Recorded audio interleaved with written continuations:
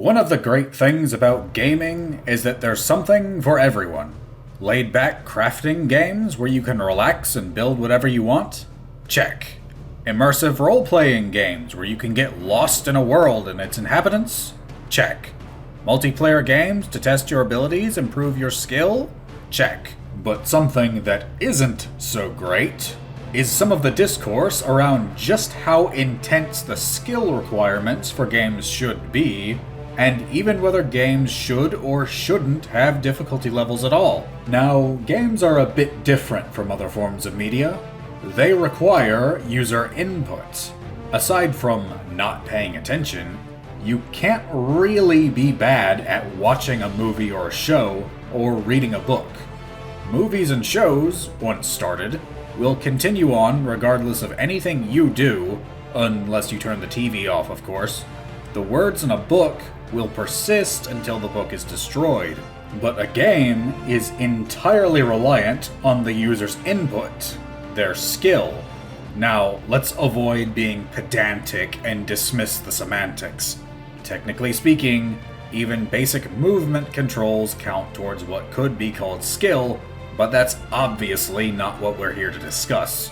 We'll begin with single-player games, and then move on to multiplayer, as they handle a bit differently in this regard. When you purchase a piece of media, you own it.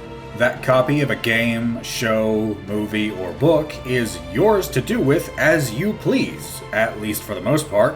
You'll get the full experience of any of the latter three pieces of media just by engaging with them. This isn't true with games. If you aren't skilled enough to progress through the game, then you won't be able to engage with the content you purchased. By rights, it's yours, but this creates a barrier to entry. The caveat here is that certain games are designed for different purposes. From Software games like Dark Souls are designed to be absurdly difficult. That's fine for them, as this is what their experience is supposed to be. Games specifically designed to function this way are separate from others, though. Ew, I like them! I like Dark Souls. But this creates a dichotomy. Just how difficult, then, should a game be? Too easy, and some will be left wanting more. Too difficult, and players who don't have the skill or time to develop it will be unfairly cut off from that which they paid for. Enter the difficulty system, the solution to this dilemma. Now, let me be more specific. A good difficulty system isn't just tweaking numbers to be for or against the player. That's lazy. We've all experienced that at some point or another, I'm sure. A good difficulty system, a real difficulty system in a game, should do more than that. Easier difficulties should have enemies using abilities less frequently, their accuracy and rate of fire would be lower, their reaction times longer, fewer enemies, that sort of thing. Maybe enemies don't even use all of their kit on easy difficulty. By contrast, the opposite would hold true on harder difficulties. Enemies would make full use of their abilities and would be much more aggressive. Things like their health and damage would only really need to be small factors if these changes were in place. I'd propose a 5-tier difficulty system. Several games have 4 tiers, but 5 would allow for a much more customized experience. On easy, the player would have a large advantage over the enemy AI, and in general, this would be the mode to pick if you want to relax. Players would be unlikely to die in this mode. I myself almost always play RPGs on the easiest difficulty setting. If I'm trying to play a story-focused game, you know what snaps me right out of my immersion? Dying, especially more than once. I have enough challenge in my real life. I don't need it in what's supposed to be my entertainment. So a step up from this would be what I'll call intermediate. This mode would only give the player a slight advantage.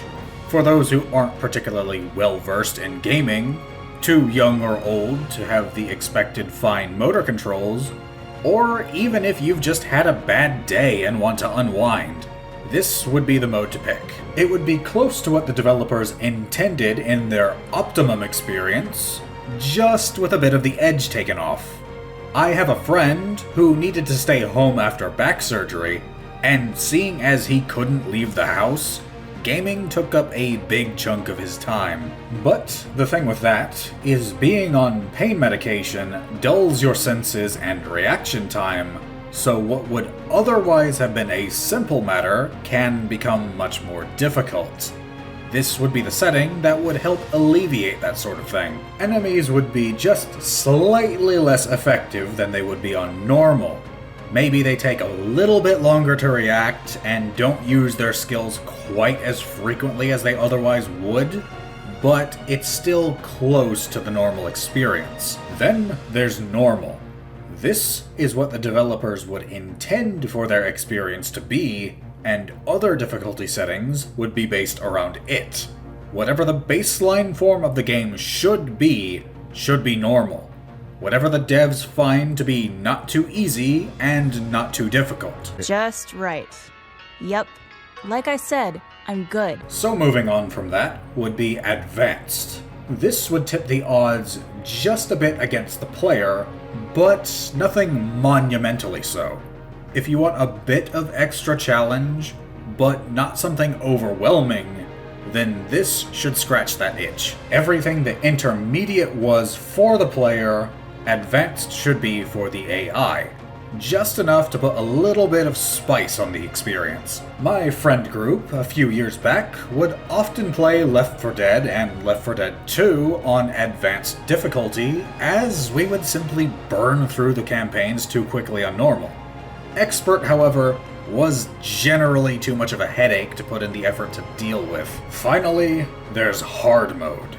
This would be extremely punishing, with a large advantage towards the enemy. They'd have fast reaction times, be very accurate, and be extremely aggressive. This is for players who want to prove themselves. But that's just my take on it. A 5-tier difficulty system would let each player decide just what sort of experience they want for themselves. I've always found it exceptionally odd when people dismiss the idea of a difficulty system entirely, unless the game is designed to be easy or difficult. It's like how people will berate others for which characters they play in, say, Genshin Impact. The game is almost entirely single-player, and yet there is no shortage of players who will be up in arms over someone playing a character that they deem to be bad. Air quotes. I don't believe I need to explain why that's a terrible stance to have. This is why most of the content in the game tends to be rather easy once you've completely leveled a few characters and gotten them some halfway decent artifacts. Making the standard experience too difficult would sour it for most players. Difficulty is what the Spiral Abyss is for. And on that note, I haven't touched the Spiral Abyss in about 2 years, and I haven't regretted it since. So, in general, some people get way too worked up over the difficulty other people play their single-player games on. They get agitated over others not using characters or weapons that aren't meta, or believe that because they struggled through a hard difficulty, then others should too. Stop that. Stop it. Get some help.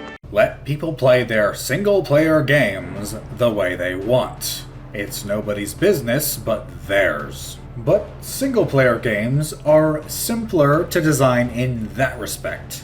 It's one-sided. The AI won't complain if something isn't in their favor.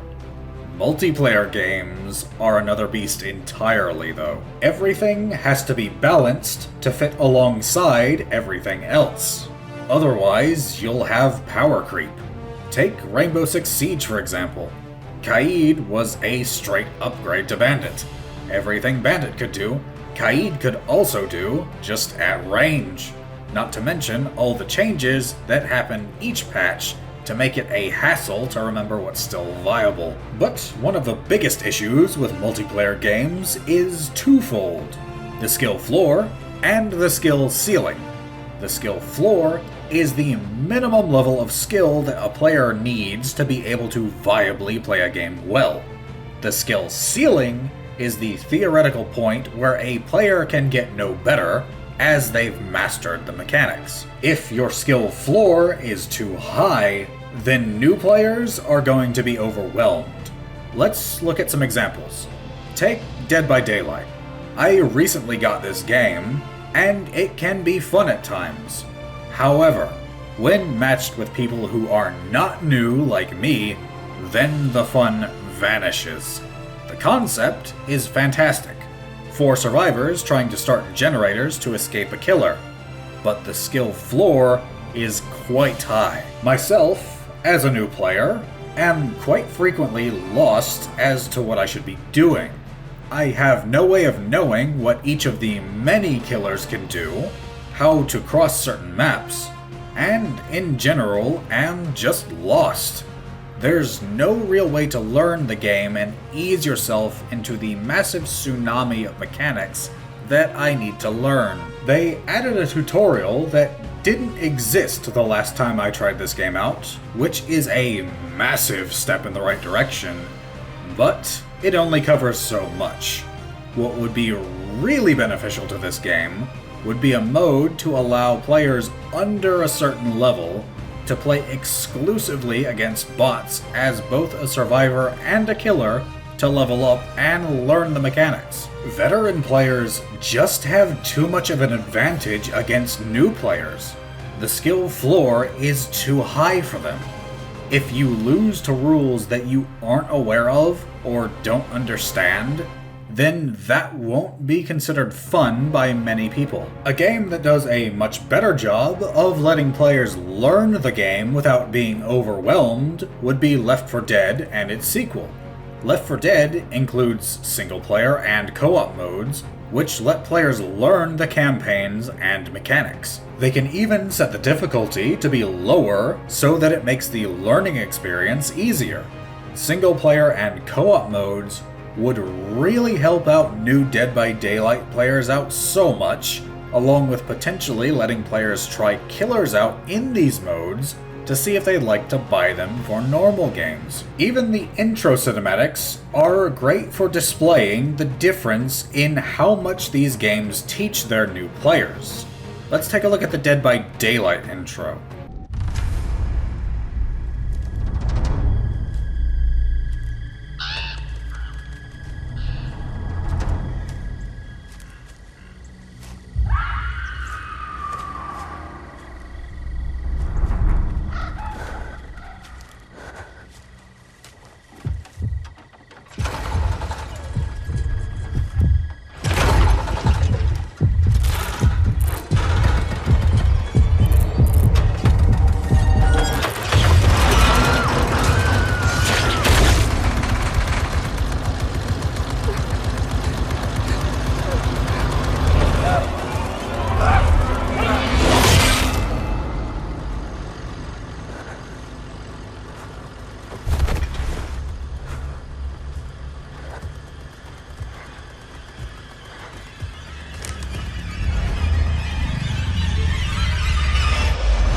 This one doesn't show much.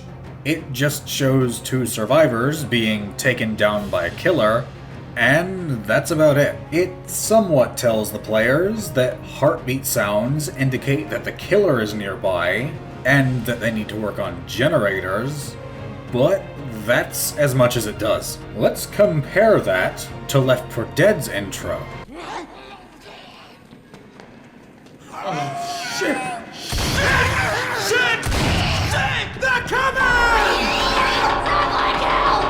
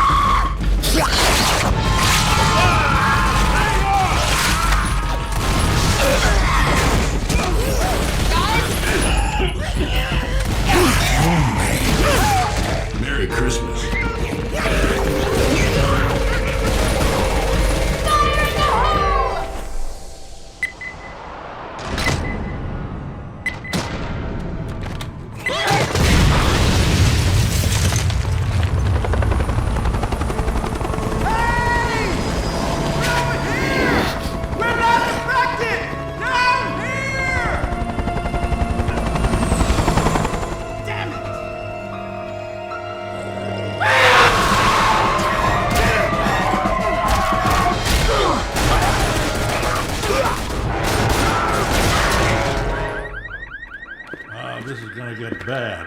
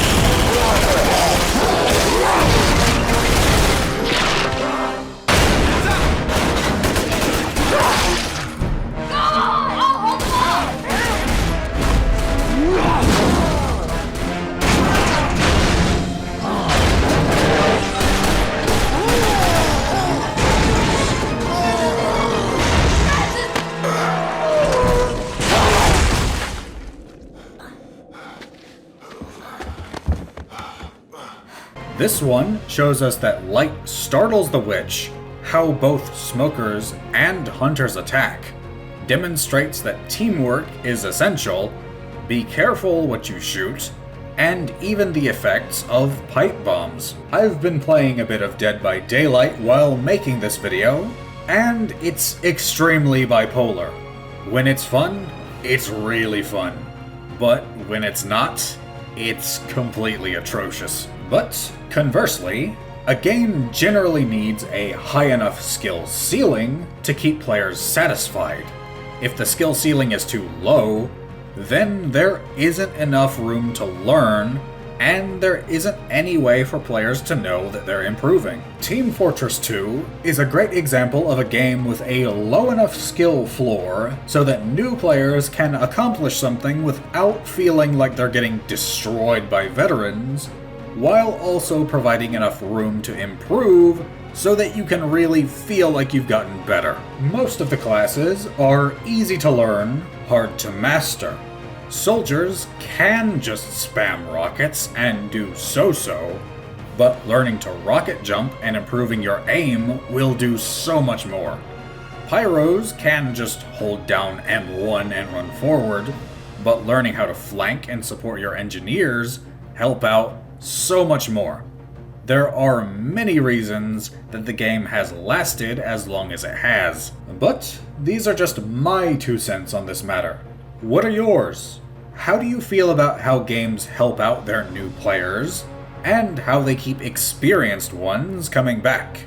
I'd like to thank you for watching, and leave a like on this video if you're so inclined, and subscribe to see more. And may you all have a weapon in each hand.